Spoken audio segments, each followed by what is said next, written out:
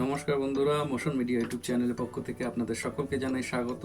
আজ আমরা যে বিষয়টা নিয়ে আলোচনা করব সেটা হচ্ছে যে হোয়াটসঅ্যাপে আমাদের কাছে যে মেসেজগুলো আসে, সেই মেসেজগুলো অনেক সময় আমরা দেখতে গিয়ে দেখি যে কিছু কিছু মেসেজ ডিলিট হয়ে গেছে বা কেউ পাঠিয়ে মেসেজটা ডিলিট করে দিয়েছে।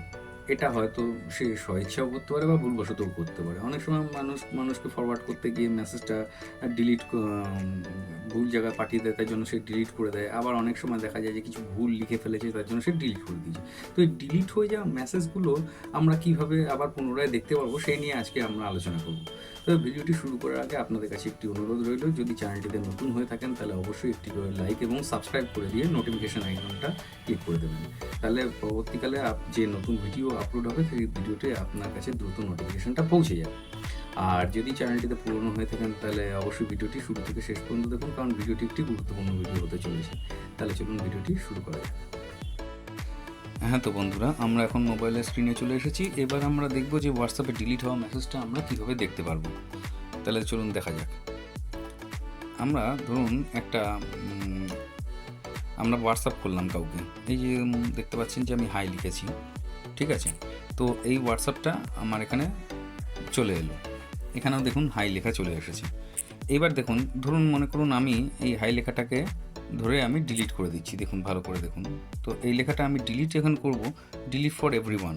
এই যে দেখতে পাচ্ছেন ডিলিট ফর এভরিওয়ান, আমি এখানে ক্লিক করব। আমি এখানে ক্লিক করলে কি হবে সেটা দেখুন। দেখুন, আমি ডিলিট ফর এভরিওয়ান করে এটাকে ডিলিট করে দিলাম। তাহলে তো আমার এই লেখাটা দেখা উচিত নয় বা পাওয়া উচিত নয় যে কোথায় গেছে, কিভাবে গেছে। তো এই লেখাটাই আমরা খুঁজে বার করব। কিভাবে করব এটা, এর জন্য আমাদেরকে করতে হবে সেটিংস অপশানে চলে যেতে হবে। সেটিংস অপশানে যখন আমরা চলে যাব, সেটিংস অপশানে চলে যাওয়ার পরে আমাদের এখানে একটি অপশান আছে, সেই অপশানটার নাম হচ্ছে নোটিফিকেশান অপশান। এই যে নোটিফিকেশান অপশানটা, এই নোটিফিকেশান অপশানে আমাদেরকে ক্লিক করতে হবে। এবার এই নোটিফিকেশান অপশানে ক্লিক করার পরে আমরা এখানে ক্লিক করব অ্যাডভান্স সেটিংসে, অন্য কোনো জায়গায় নয়, মনে রাখবেন অ্যাডভান্স সেটিংসে আপনাদের ক্লিক করতে হবে। অ্যাডভান্স সেটিংসে ক্লিক করার পরে আপনারা যখন নোটিফিকেশান হিস্ট্রির মধ্যে ক্লিক করবেন তখন দেখবেন এটি অফ করা রয়েছে।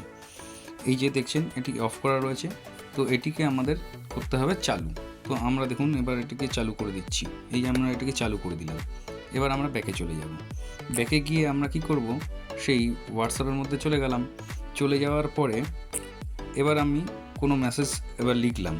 ধরুন আমি আবার এই মেসেজটা লিখলাম, একটা হাই লিখে পাঠালাম, ঠিক আছে। এবারে এই যে হাই লিখে পাঠিয়েছি, এই দেখুন আমার কাছে চলে এসছে। এবার আমরা করলাম কি, এবার আমরা এখানেও দেখতে পাচ্ছি এই যে হাই লেখাটা চলে এসছে। এবার এই হাই লেখাটাকে কি করব, আমি ডিলিট করে দেবো।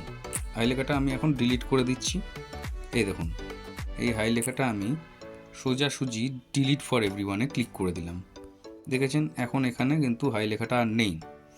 তো এখানে যখন হাই লেখাটা আর নেই, তাহলে এই লেখাটা আমরা বুঝতে পারছি না যে কী লিখেছে, মেসেজটা ডিলিট করে দিয়েছে। তো এবার চলুন দেখে নেওয়া যাক যে এই ডিলিট হয়ে যাওয়া মেসেজটা কোথা থেকে আমরা পাবো।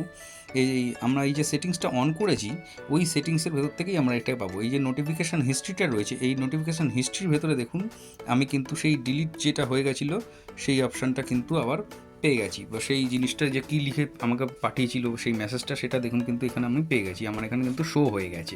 অর্থাৎ কেউ কোনো মেসেজ লিখে যদি ডিলিট করে দেয় তাহলে সেটা আপনি কিন্তু জানতে পেরে যাবেন। শুধুমাত্র এই নোটিফিকেশান বারটাকে আপনাকে অন রাখতে হবে। নোটিফিকেশান বার অন রাখলেই আপনি সেটা জানতে পেরে যাবেন প্রয়োজন মতন।